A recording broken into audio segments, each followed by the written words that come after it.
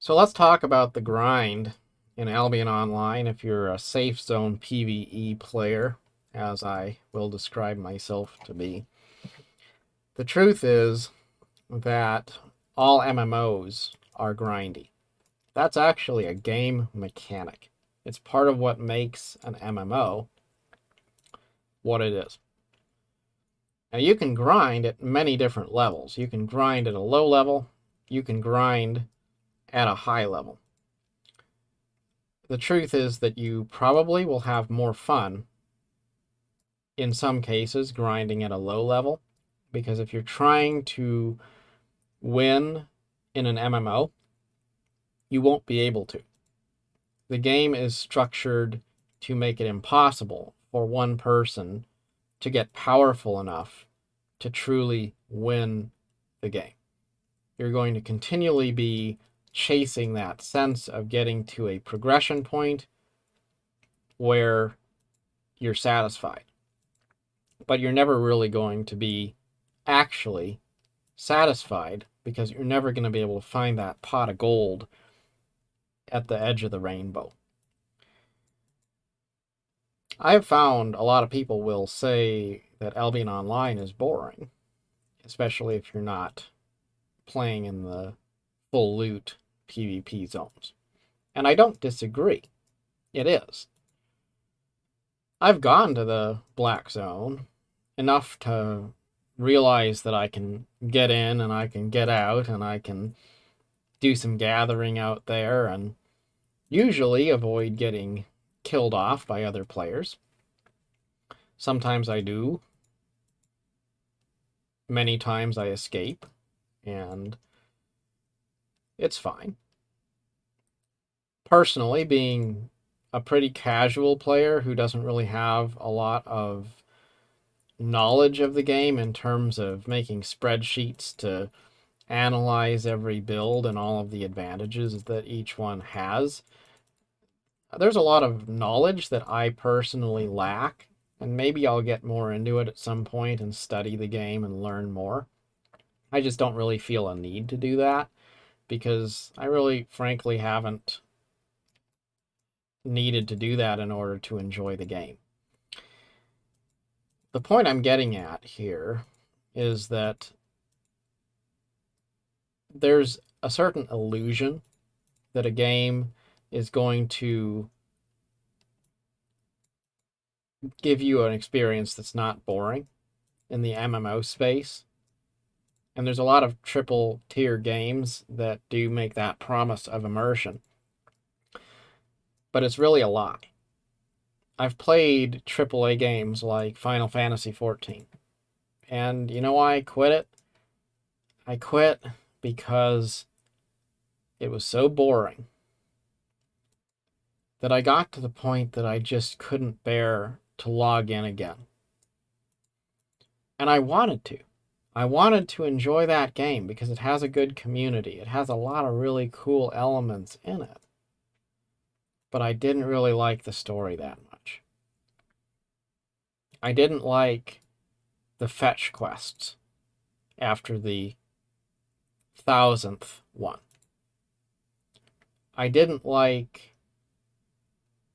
the fact that it felt like doing the same thing over and over again. Because after a while, it doesn't matter how good the graphics are or how much diversity there is in the game. You're still doing the same type of activities again and again. Killing X number of mobs, going through a dungeon you've probably seen before, spamming the same attack moves, etc. You'll get so familiar with the game that you know all the graphical patterns, you know all the funny little glitches, you know all of the places where you can see a texture repeating itself somewhere. And it's boring. That's the truth.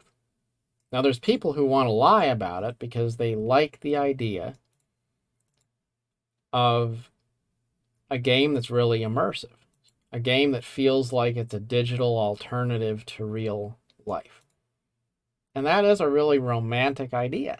The idea that you can log into your computer and you can go into a digital world and it's almost like you're in Ready Player One. But that's not the truth. The truth is, it's just a computer game. Albion Online is a game I enjoy because it does not try to pretend it's more than a game. There's people who say, well, it's like a cell phone game. Well, okay, sure. It's one of the few cell phone games that actually plays like a PC game. Let it be what it is. But it's just a computer game. It doesn't really try to be more than that. And as a result, it can be whatever you want it to be. If you want it to be more hardcore, it can be. If you want it to be an insanely group-oriented game, it can be. If you want to just grind in safe zones while you work your way through an entire season of Star Trek, you can do that too. As a matter of fact, one reason why I'm able to make a video while I play the game is because that boring grind is not so distracting that I can't think about something else while I'm doing it, which is awesome. Whether I'm making a video or watching a video or listening to my favorite music or talking to an old friend on the phone while I'm playing the game on the side. And unlike many other games, Albion Online does create a sense of realism in its economy. So whether you're playing with other people or you're playing alone, whether you're playing for 10 minutes while you sit in a park or you're doing some more intense activity in the game, you can know that what you're doing is contributing to your personal economy and the economy of other players. And that's really meaningful. It's fun in a way that I've never experienced in any other MMO. So all of that boils down to this. Every MMO is boring, but if you have fun with it, that's okay. And in conclusion, I have a lot of Steam games that I've bought and never really played. I've played them a little bit, and I've never finished them.